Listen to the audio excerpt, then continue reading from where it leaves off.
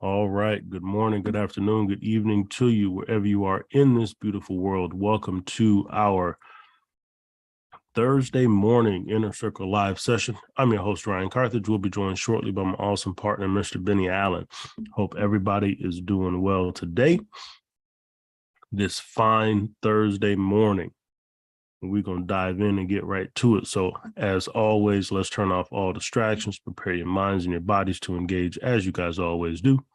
And for the courtesy of everybody on the call, please ensure that your mic is muted if you're not actively asking a question or making a comment. All right. So we're going to take a quick look at fundamentals, talk about some semantics, and then we're going to do some fresh markups today. We got today being the first day of December. We know we got non-farm payroll coming in tomorrow. So I want to do some fresh markups just to get prepared for not just tomorrow, but for the new month. All right. So if you guys can hear me okay, and if you can see my trade and economic screen, drop me one in the chat, please. Perfect. Appreciate you. Actually, we're going to start over here. We're going to start on the Forex calendar. Yesterday, we had data come in, right? Benny broke this down last night beautifully. ADP non-farm payroll change came in short, right? Quite a bit short. Preliminary GDP came in slightly above expectation. JOLTS jobs openings came in above expectation. And then we had this speech by Fed Chair Powell, right? And during this speech, in fact, I'm going to pull up this article.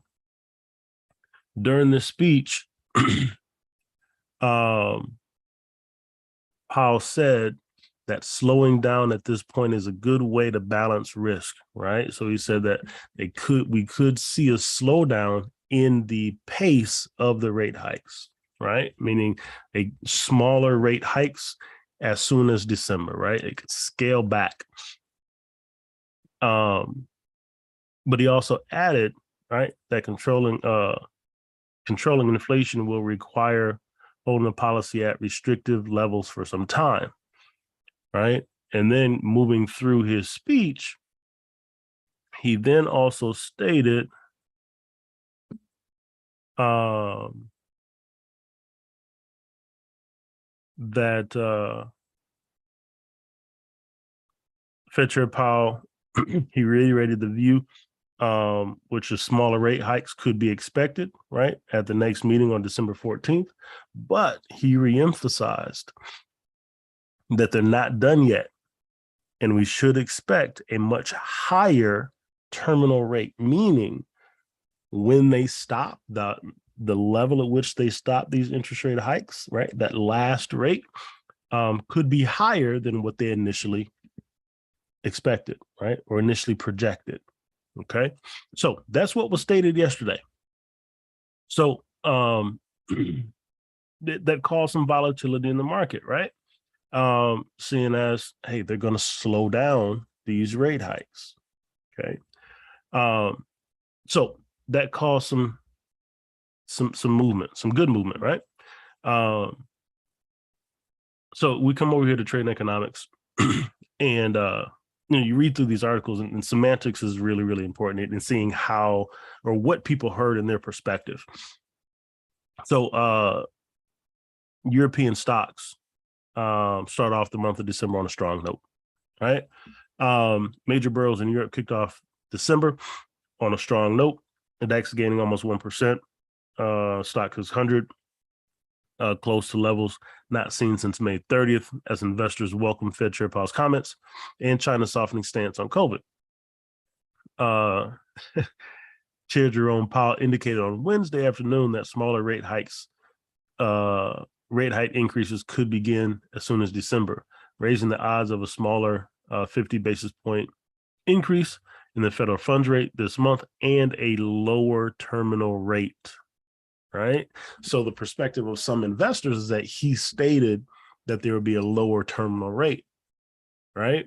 So little things like this cause investors to make emotional decisions, right? So it's seemingly a small thing, but these words that are chosen in these articles that are seen by millions of people are extremely important. So I just wanted to point this out, that some investors believe they heard him say there'll be a lower terminal rate, but he's actually stated that there'll be a higher terminal rate. So we could see in the future, as this rate continues to increase, we could see some emotional decisions in the opposite direction as that rate gets higher, right? As some will say they didn't expect it, right? So little things like that are important. But the stock market is off to a positive start. Okay. That's really all we got there. We got Euro area job losses hit lowest of fresh record lows. So the unemployment rate continues to tick down. Back to Forex Factory. The Swiss CPI came in as expected, right? At 0. Later on today, we have core PCE for the United States coming in at 830. You got ISM, manufacturing PMI, right? All of these are inflationary measures that are tracked. So we'll watch those as the day moves on. Then later on today, we got Bank of Japan, Governor Kuruda speaking. We got Reserve Bank of Australia, Governor Lowe speaking. We got ECB President Lagarde speaking. We got Governor Orr speaking all this evening, right? So their speeches could also be interesting and give us some more insight regarding what the rest of the world is looking at, okay? And then tomorrow, we got this data here that will also serve as a catalyst and be important for us to watch and pay attention to, especially for the United States, and the non-farm payroll data, okay? So we'll see how the market moves, and we'll see what comes of it, okay? Any questions from a fundamental perspective? Yes. I noticed something different. I noticed that when it seemed like it was going to be risky, that JPY had gained some strength, but Chef didn't. Is it because of the CPI, or sometimes they just have their preference? So we've had this interesting back and forth, right? So generally we see both of those act as safe haven currencies, and we've talked about this a little bit in the past, but over the past few months, that yen hasn't really acted as a safe haven currency because the monetary policy divergence that's been occurring, right? So with the press conference yesterday with Jerome Powell, that kind of gave the yen a little bit more strength, because that, in theory, if this occurs, right, it starts to close that gap even slightly of that monetary policy divergence. And with the Swiss franc, they didn't have that same impact. The CPI data came in right on par. So my belief is that the Bank of Japan stance is kind of starting to play out in their favor a little bit. And that's if this monetary policy divergence, or the slowing down of these rate hikes, kind of brings things back into alignment, right? And we could see over the coming months, we could see the yen start to serve more as that safe haven, where the dollar was the safe haven currency over the last 6-7 months, right? The yen could move back into that more identified safe haven place that it has been in the past. So that's how I took the information in the way the charts moved yesterday. Does that make sense? I'll catch on next time. Yeah, kind of. Benny, you got good morning, bro. Good morning, Ryan. Good morning, everybody. How you doing today, sir? Doing all right, man. You? Doing pretty good. Doing pretty good. So, looking to wrap up the week. There's a lot of fundamental news coming our way. So, Yeah, for see sure. how it goes. What's up? You got any thoughts on George's question regarding the yen gaining strength yesterday and the Swiss not gaining the same strength that we've seen? I would say yesterday was mainly due to it was on the U.S. side with Chairman Powell and what he had to say that really drove that currency in the direction that it went. And the yen, you had some news in regards to that zero COVID policy out of China, right? That they're a major player that affects that entire region. So that helped out a little bit. As a lot of people took it as a positive sign in regards to Chinese leadership saying, hey, we're moving in a new direction in regards to COVID policy. But we'll see how that plays out. There's been a lot of back and forth with that. So, any type of news like that is seen as positive news. So definitely that helped the yen. But that was mainly, I think the price has mainly driven from the US side in regards to that currency. So Gotcha. yeah. George, that help? Yeah. Benny made it a lot simpler. No, I mean, but it's kind of everything, right? It's kind of everything. I mean, for the Swissy, we got that CPI data month over. What was that at? That was this morning. That was this morning. Yeah, came in flat. So, but I think that's the main thing. I think is what you said was correct in regards to you still have a huge monetary divergence issue when it comes to the yen. So. Well, no, it kind of made sense because by me sitting in this U shelf, I was like, dang, I seen JPY gain strength. I was like, well, I'm about to go ahead and, give no hope to this. But then I noticed Chef really didn't do nothing. But then at the same time, it seemed like US was matching strength with them. And it was just confusing. It was just the volatility was just confusing. And after I looked at the other Chef pairs. Got it.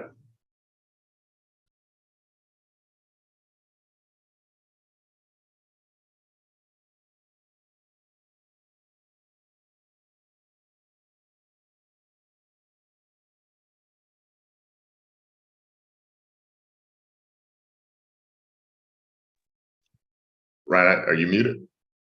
No, I can't hear you. Is it just my bad? I was. Oh, yep. Okay. My bad. We got any other questions? Nope. Great questions, Drew. We appreciate you. We're gonna dive into these charts. I do want to take a look at a couple setups that Benny looked at last night that I posted in the Telegram this morning. And then we'll start with some Aussie pairs and we'll work through. Like I said, I do want to do some fresh markups to start transition. And we can, like I said, take a look at some current setups as well. So this Aussie CAD we looked at last night on the 5, right? We hit the extension. Okay, pushed down. Then we had this rise to the upside, came into a D extension on the 5, right? And now we're looking to see if we get another push into this 118, 127 zone, right? And then see if we get that turnover, right? Shallow retracement, 118, 127 zone. That 80-20 scenario is what we're looking at here on this NZD CAD, okay? We come back and look at it from a broader view. We see this is where we are, right? I'm going to clean this up on a higher time frame so we can actually see the price action. But we look at this, we push right into the 618 retracement zone, right? So this has been a beautiful move to the upside, okay? Shallow retracement. We didn't get to that 382. Push down into that 118, 127 zone. Didn't get to the D extension. Beautiful rise to the upside, right? So coming to the 618 retracement level, could potentially see more rise to the upside, right? Getting back into this consolidation zone, the 78686 retracement level, right? But pushing to the upside right now, okay? As we move down through the time frames here, we'll run these fibs again on the 4, right? Those got taken out to the upside. So we'll flip it and run it from the bottom up. And you see here on the 4, we're coming into a similar scenario, right? As the lower time frame, shallow retracement, 118 and 127 zone, and we know we're pushing to that 618 retracement zone on the daily time frame. Okay, so this could be an indicator for us that could be in for a retracement to occur. Okay, so that's on your 4, 80-20 scenario. We drop down to the 1. We run our fib from the low as well.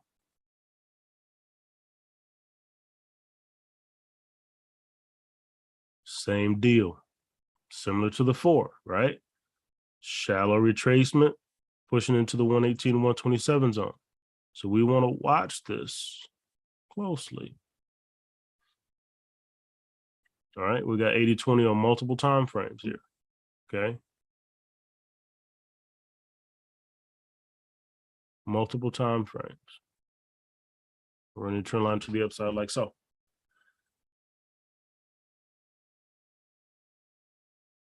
Okay, so this look on the 5 then makes sense, right? We come back here to the 5-minute time frame. We come back, clear these out. Come down to the 5.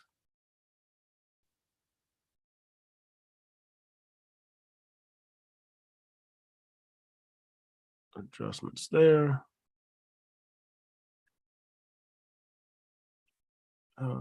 Let's see. We'll run the fibs from the low.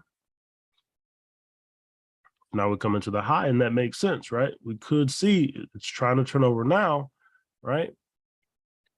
But we could see a slight push back up into that zone, or it could turn over now and give us that break, right? So we got setups on all time frames, depending on the type of trader that you are, right? So keep your eyes on this one if it meets your rules. If we get that nice trend line break, which we're trying to do now, right? Could be an opportunity for us. Okay. So that's on your 5-minute chart, right? And this is on your 1. Oops, not that one. Questions on this NZD CAD?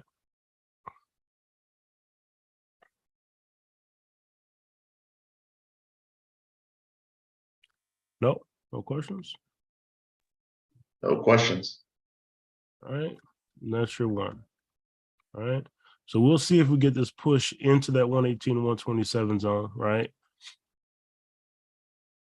And then get that turnover. Okay, sweet. So that's the one Benny broke down last night. And then we got the NZD Swissy.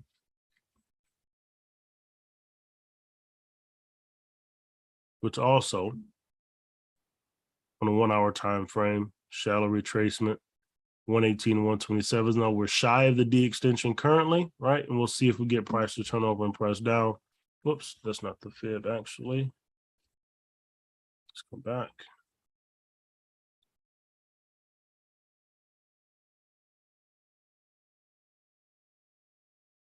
It was on the 5, not the 1.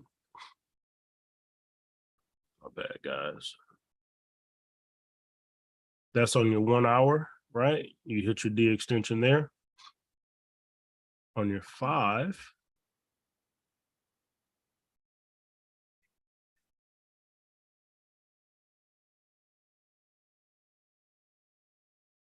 run our fibs to the upside. And this is where we sit here. We just missed this 382 here, right? By a pip or so. So we didn't get to the 382, pushing to the 118, 127 zone, right? We didn't get to the D extension. So now we're looking to see if we get price to break this trend line, start making those lower highs and lower lows. Okay, so that's your intraday setup on the NZD Swissy. Okay, Benny broke this one down last night as well. Okay, so on this one we can bounce back as well. Take a look at it overall.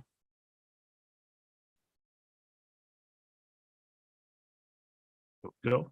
All right, similar to that NZD CAD, and the fact that we're in this 618 retracement level, right? Getting closer to that 786 retracement zone, right? We also got this daily resistance coming into play here. Okay, so that's something also to keep our eyes on as we move closer. Okay, and looking for that retracement. We drop down to the 4. Okay. Run those fibs to the downside. That fib got taken out, right? We took out the A here. So run the fib from the bottom to the top. And this is where we hit that D extension, right? We hit on the 1 hour and the 4 hour, right? That daily resistance level sitting there. So looking for reversal potentially on the higher time frames as well. Okay. Does it come down to the 1? This is that look on the 1. Okay. So short term, we got some opportunities, and then 4 hour, 1 hour. Once we get new swing highs to form, we could also have some opportunities for those reversals as well. Okay. That's the NZD Swissy. Questions here?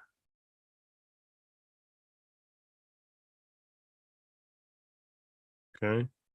Keep your eyes on those in the short term and over the longer term, right? If that continues to rise, it'll hit the D extension. So this might not turn over for us in the short term. Okay. If it gets to that daily resistance level, right? And then we'll look for that reversal there. Okay. You see us pushing strong right now. So we could hit that D extension. Yeah, I think that's going to tap the D. It's beautiful. Yeah. ABCD wave on your higher time frames. Yeah, for for sure. sure. Run right into that extension. Yeah. Potentially gets to that resistance level too. Mm-hmm. Yeah. So opportunities for us, right? So keep your eyes peeled on those two. No questions on that New Zealand Swiss? Sweet. The other one before we do, actually, I'm gonna do a fresh markup on this one. And then we'll talk about where it sits. Okay. So we're gonna start from the top. We're gonna start from the top. You guys cool with me doing some fresh markups? Yep. Cool deal. So we're gonna clear all these out. We're gonna start fresh.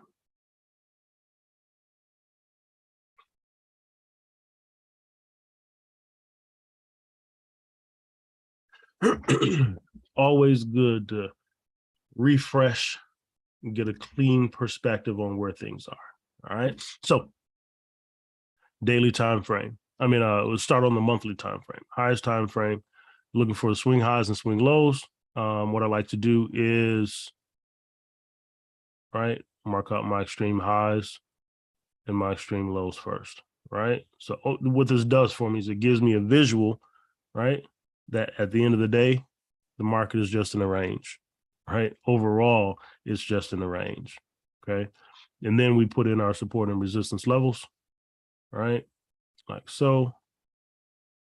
Black on my monthly time frame.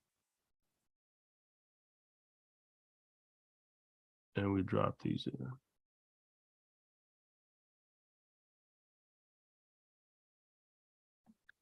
Let's see what we got here.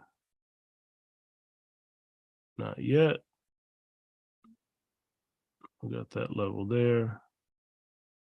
This will be a level on the higher time frame. We don't have a swing high yet, right? This is the new month. So we need that candle to close lower than that high to give us that swing high. So we got our support levels here.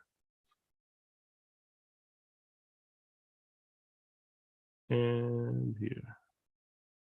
Bang. All right, so now we drop down to the weekly time frame and do exactly the same thing. On the weekly, we're going to use blue to signify our weekly support and resistance levels. Okay. Like so.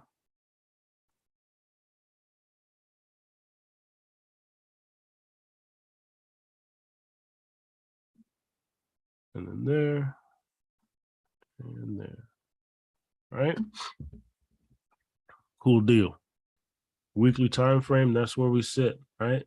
And if you look at this, right, and you look at it from being, did I do that right? I don't think I did that right. Nope, my bad. So what we're going to do is we'll take all these levels down. I was supposed to move these down to the lower time frame, and I did not. So we'll move those down. I'm going to take these levels off of here, just so we get a clean look of things. Take this back to my monthly, right? So that's our monthly look. And looking at this and understanding that, right, this visual of the market just being in a range, what you can see is we're coming into the top of the range here, right? And we're starting to get some consolidation to happen, all right? So as we move down to this weekly time frame, those didn't come through for me.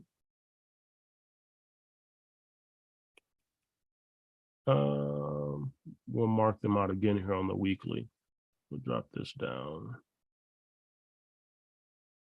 like so. There we go. So we'll mark out those weekly levels again on the weekly time frame. But I'm coming to the top of the range, right? From a monthly time frame perspective. So visually we can say, okay, we're at the top of the range. We could be looking at price to come back down to the bottom of that range from a long-term perspective, right? Okay, great. So we'll put these levels back in on the weekly.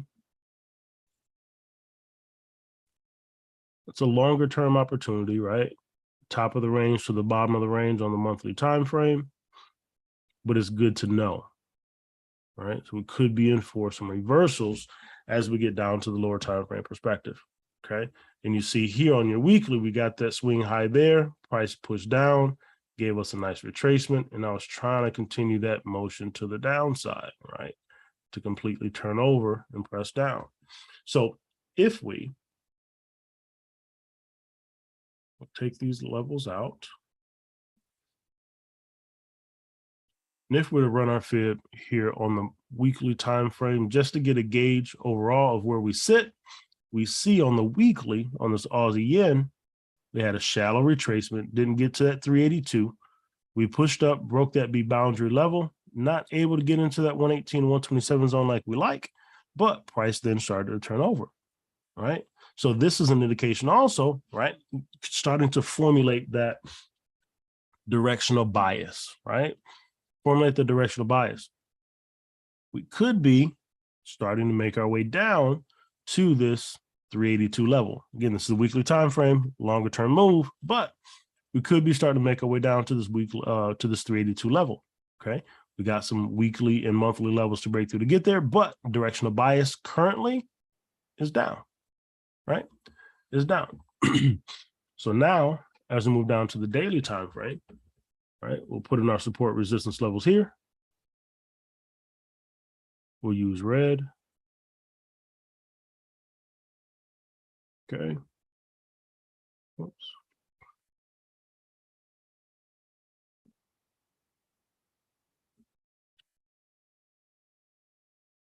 Lock that in, right? So we get these levels. These are a little bit tighter, but we got resistance forming here. Okay. And we see in the short term, in the shorter term, right, price is pushing down, okay, coming into trying to get to this next daily support level, okay. This level should be there. That's our weekly support, right? And I'll mark these levels out just to have them longer term. Okay, so now here on your daily time frame, you see a little bit better that price is pushing down.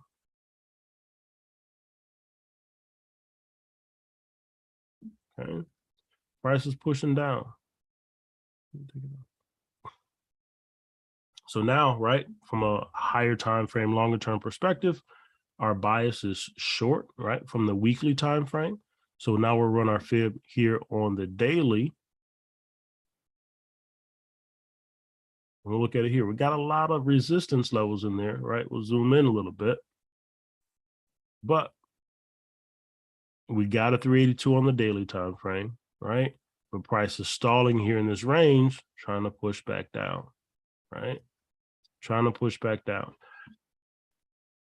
So as we get to the lower time frames, we want to then see, right, this daily level is going to come in as key support for us, right, as price pushes to the downside. If we break that level, we'll then continue to the next level, right? Those stair steps that Benny talks about, right?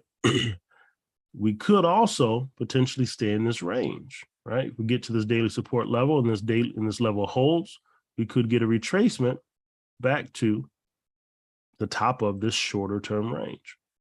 Okay, but overall bias is down. It's just about how long it takes for it to get there. Okay, so these daily levels will take down to our lower time frames,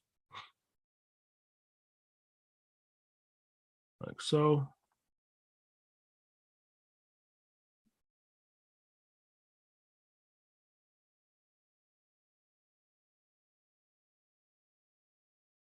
All right, now we'll come down to the 4, right? So our direction of bias, right, as we've talked about, is short, okay? Now we're looking for potential entry opportunities, okay? We know we got all this choppiness happening here. So what we'll do is we'll run a fib from the top down since our bias overall is short, right? And we see this push up, took the fib out. Okay, so we'll flip that and run it from the bottom, see where we are. And this is where we sit on this fib, on this 4-hour fib, right? In this range that price has been playing in, it's pushing to the downside, trying to take out this A, okay? So at some point that A could get taken out, right? So that's where we are on the 4-hour, price pushing to the downside, coming into this daily support level, okay? So we drop down to the 1.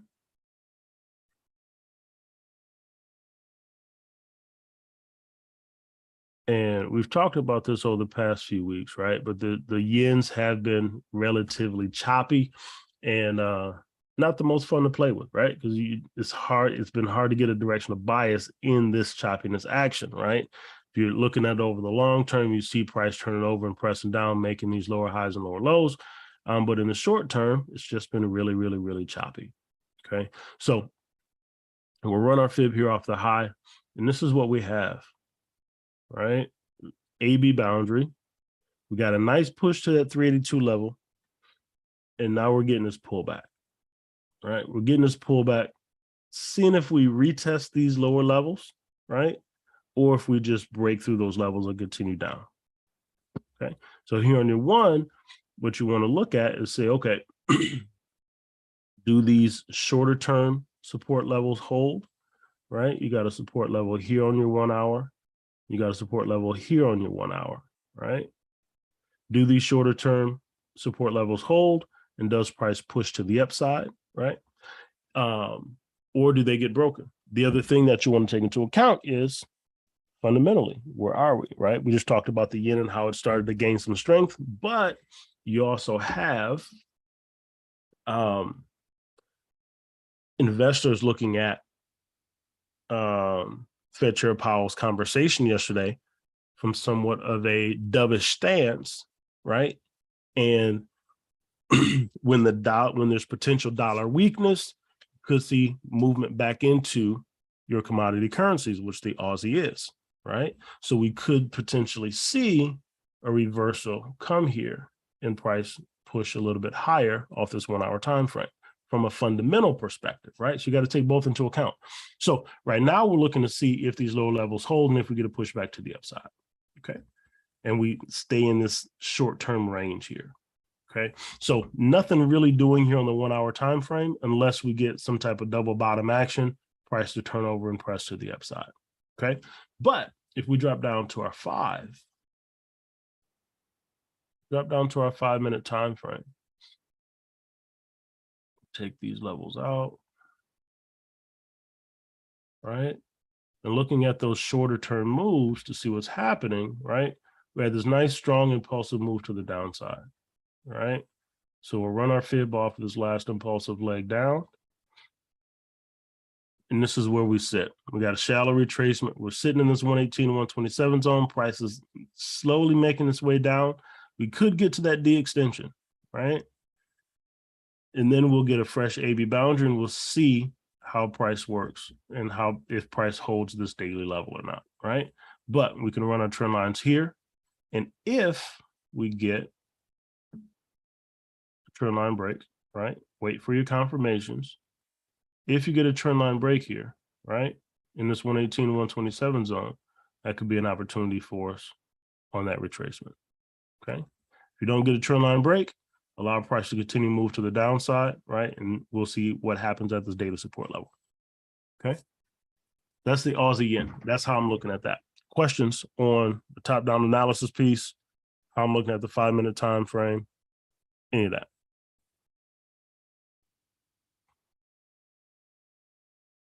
No?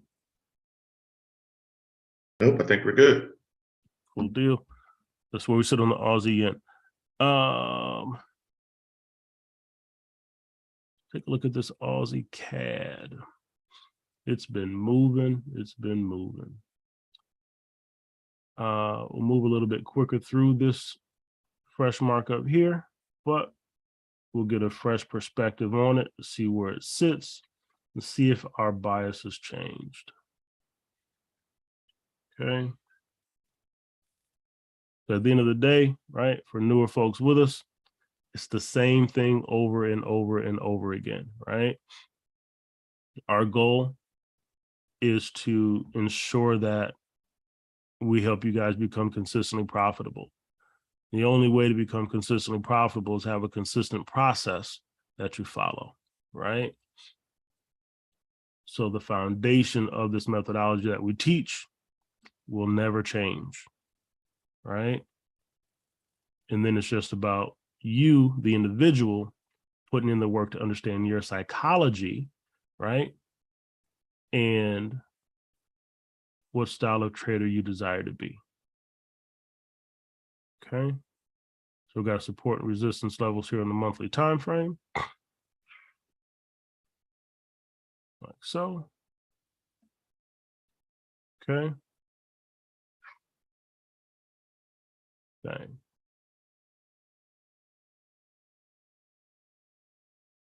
All right, we'll drop these down to our lower time frames.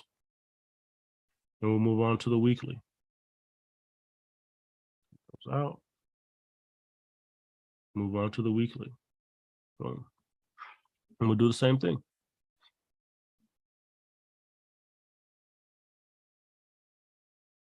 All right. If anybody has any questions as I'm going through this, don't hesitate to stop me and ask, especially newer folks. All right. We want to make sure you guys see this, and we want to make sure you guys start to put these pieces to the puzzle together. All right. So that's our weekly. We'll take these levels, we'll drop them down. Lower time frame. Okay.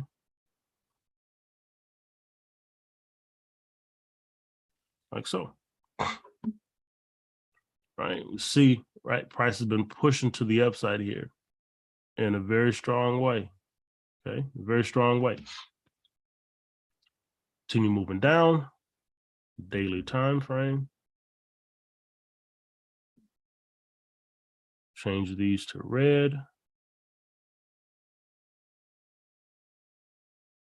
Okay. And I'll go back to the weekly time frame after we get our support resistance in, and we'll drop the fib on to see where it sits from a weekly time frame and from a daily time frame perspective, so that we can get that overall bias. Okay. Then we got support here, and support there. Okay. All right, so we'll take those lines off. Bang. All right. So we got support resistance on our monthly, weekly, and daily. Come back to the weekly time frame, right? And look at the fib sequence here, right? And we'll see where we're set. Come from the high down, those got taken out. Got another high here. Run that down, and we see, right? AB boundary. We got a 786 retracement. Okay, price is making its way to the downside. Now we're getting this retracement. Okay, haven't broken out to the downside to get to the matching D extension here at the 127. We're getting a retracement right now. Right, price is pulling back after this nice strong bearish move. Get a strong bullish push. Right, and we know Aussie being a commodity currency. Right, investors are starting to get a little happy, and we got some weakness in oil, which is tightly tied to the Canadian dollar. Right. So fundamentally, it makes sense for this retracement to be occurring. Okay. So, but overall, our bias is still short, right? From a longer term perspective, we're in a retracement phase here. Okay. So as we drop down to the daily time frame, right? And take a look at that again overall, right? We'll run our fib to the downside. That one got taken out. We'll come to the next level. Actually, no, we'll come back to the high. I want to see something here. We'll run our fib off the high just to verify where we sit. Oops. There we go. Nope. Next high. Nope. Come back to the next high. There we go. And that got taken out to the upside there. So we're right on, right? Now, if you, right, so the fibs got taken out to the upside, and we can walk through it, right? Fibs got taken out to the upside, so we flip our fib, start from the bottom, work our way up. We run those. This move to the downside, took those fibs out to the downside, right? So that means we flip the fib again. These fibs got taken out, right? And then price pushed back down. So we'll run our fib off of this level here, like so. And this is where we are. Daily time frame, right?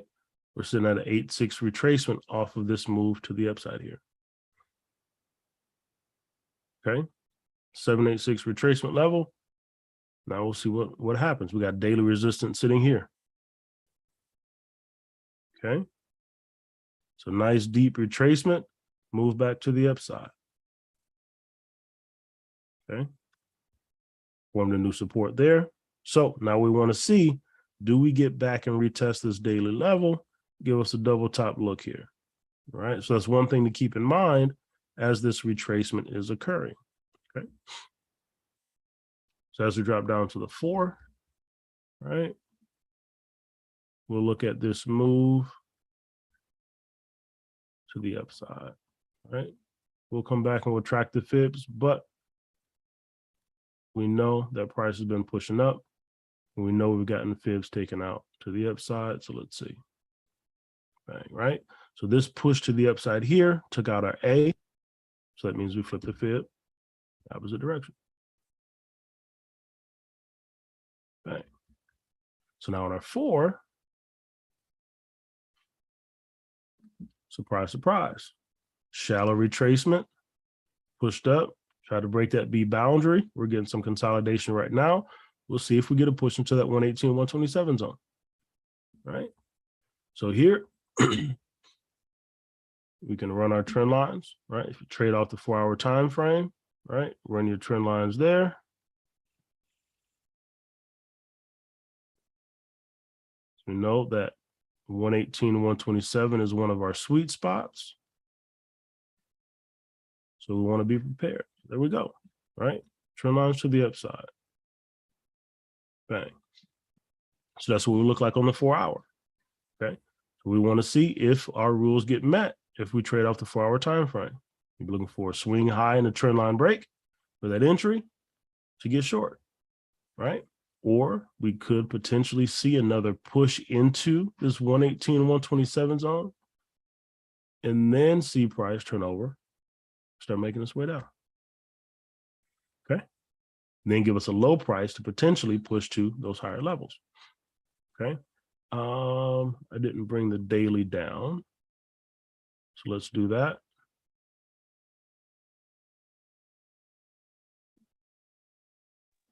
Hey, Ryan. Yes. I don't mean to make something out of nothing, but last night I did some back testing and it was on 2 different currencies. One thing that caught my eye, I noticed that when price is in a trend that when smart trader picks up the fib, it's probably no more than 4. And if it's a good, strong one, it's probably 6. Do you find any relativeness in that? Or When you say 4 that's and just 6, what do you or mean? it's just 4 fibs that actually form?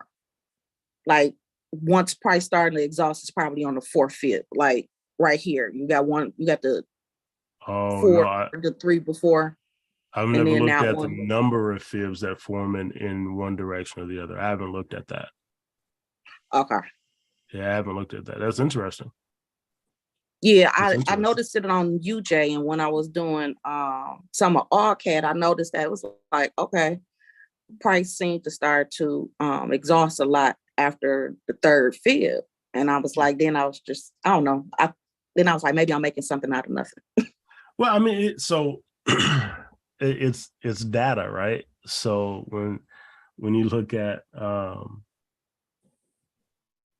people that gather all of that data, right, that could be something that they take into account when they're creating the algorithms and all that kind of stuff. It's data, right? And if you find it to be consistent, right, you could add that as an additional piece of confirmation for yourself, right? If you go through all the pairs and you see that's a thing on 50, 60, 70, 80%, right? Then could be something that you add as additional confirmation. Hey, I got my 4th fib forming here. Let me keep my eyes on this, right?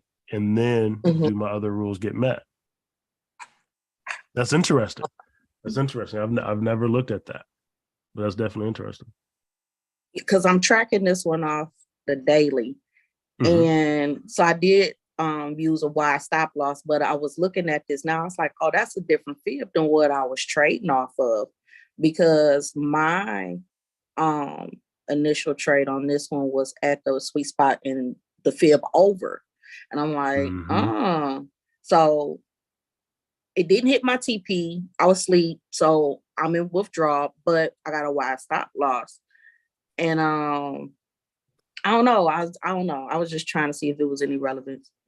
It could be, right? Okay. Continue doing that back testing. I'd be interested to hear the data that you find on it. Okay. Yeah, let us know. Let us know, right? That's part of this discovery phase, man. That's the beautiful thing about it, is the more you're open to really diving in and exploring, you can find all kinds of stuff, man, right? And if the data is there behind it, you can use it as an additional point of confirmation in your set of rules. You just have to use it consistently, right? But being open to explore this space and go back and do the back testing, you're able to see things play out over and over and over again to build that confidence, but you're also able to see things from a deeper and different perspective. So it's a beautiful thing. David, good morning, man. What's up? Good morning. How are you doing? Doing well. How about yourself? I'm doing all right. Good. It's a question about smart trader. Yeah. Okay. I have the Prime, and I know that I have 6 charts per workspace. How many workspaces do I get? I don't know that total number of workspaces. You have to get with Smart Trader to look at the pricing package to see the number of workspaces you get. I didn't see it. I only see a 6 chart. If you go to the comparison page, I believe it breaks it down there. But this is basically it, right? Okay. So I don't know how many that is, but that's the number that you get. That's yours, right? This is mine, yeah. Okay. So how many do you get? 20, 30? Something like that. I don't know the exact number. I haven't counted them. Okay. Okay. Yeah. But I see Jerry said 20. 20. Okay. Yeah. Okay. Thank you. You're welcome. All right. So we drop down here to the 1 hour time frame. You run the fibs from the low. All right. Run our trend lines here, and we see, right, similar to that 4, shallow retracement, trying to push into that 118, 127 zone. We'll see if we get it. Right. Might touch that daily resistance level as well. Right. But 80-20 scenario. Okay. So from higher time frames, keep our eyes peeled. Right. And wait for our rules to be met. It's part of that preparation that Benny talks about, right? Going through and marking up your charts, which we'll do tomorrow, right? We'll get a full view tomorrow, not tomorrow, but Saturday, right? And go through all the pairs and we'll get fresh looks, right? It's part of the preparation process, okay? So that you can be prepared, right? And allow the market to then come to you, right? So that's our 1 hour time frame, 80-20 scenario developing there, okay? So as we come down to our lower time frame, here's the 15. We shall see what we have. Whoops. We'll see what we have here, right? Coming off that support level. We'll run our fibs off the low. Oops. We'll see what we get. That one got taken out. Run it there. That one also got taken out. We'll come here. And here. There we go. All right, so here in the 15, you had a fresh AB boundary, price pushed to the 23.6% retracement level. And now we're getting some consolidation, right? So price already started to turn over here on the 15-minute time frame, right? So the question is simply, do we push into this 118 and 127 zone, right? Or deeper on the 15, right? And then get price to turn over, right? We don't have a clean setup here on the 15-minute time frame, so we'll look at this off the 1 hour, right? And we'll monitor and see where things are. Okay. On this 15, your D extension could get hit before we get price to turn over. And if it does, that'll give you a fresh AB boundary and a fresh look. All right, but you already got your trend line break, right? As you're drawing your trend lines, goal is get as close to the highest point as possible without cutting off any wicks or bodies. And bang, that's our highest point there. We got our trend line break, and then we got a sideways push. So the question is, do we continue moving to the downside? Okay. That's the Aussie CAD. Questions here?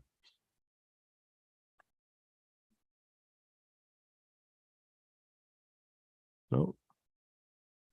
Okay, cool deal. Any questions on this multi-time frame analysis, top-down analysis from anybody? I know we got a couple new names on the call this morning. Welcome. We're glad to have you. Welcome to the family. No? Benny, you got your eyes on anything, man? As we move through the day today, that's what I'm gonna check out real quick. Just still tracking that Euro odds in that UCAD that we posted. Those setups. Just tracking the progress on those, and that's just about it. Closing out the week has been a busy one. A lot of price action, and so that one's finally starting to move to the upside. We posted that in the Telegram. Yep. So I was trying to make it to that 382 target. Yep. So that one, and then the UCAD. So All right, posted this one in the Telegram. All right, over and over and over again. Shallow retracement, 118, 127 zone, consolidation, push. All right, so it's on its way. TP1, 382 right there. All right, starting to move. Hopefully, we're starting to take advantage of some of these lower time frame setups if you trade on these lower time frames. Okay. yeah, the only one that really fell apart for me recently was the Aussie NZD, the lower time frame play. But I mean, from the higher, I mean, I had took it to the downside from the higher time frame. You know, we had discussed that one a couple of weeks ago for the longer term short, but I was trying to play the short term correction on that one, but it just kept falling apart. So yeah, that was pretty much the only one that hadn't really done what I needed it to do. Yep. Yep. All right, this is that dollar CAD. Shallow retracement, 118, 127 zone, starting to try to make its way to the upside. Trend line, the goal of it is get to as close to the lowest point as possible without cutting off any wicks or bodies. Boom. Got your trend line break, pull back, and now we're pushing sideways, trying to break to the upside.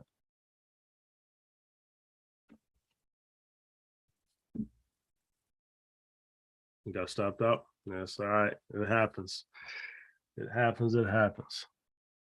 Questions on the Euro Aussie or this dollar CAD on the 5 or the 15?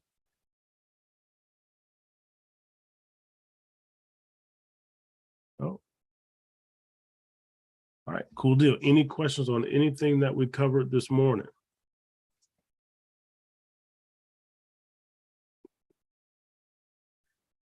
Nope. Benny, anything before I wrap it up, bro? No, sir. Right. Busy week in the markets. It's good to see the activity after a little bit of lag coming off the holiday week, which is typical. But a lot of good setups this week.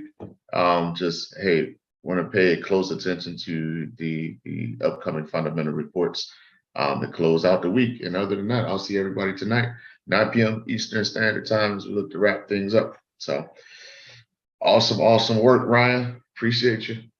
No doubt, man. Appreciate you too. You guys have an awesome day. We'll see you tonight, 9 p.m. Eastern Standard Time. Peace.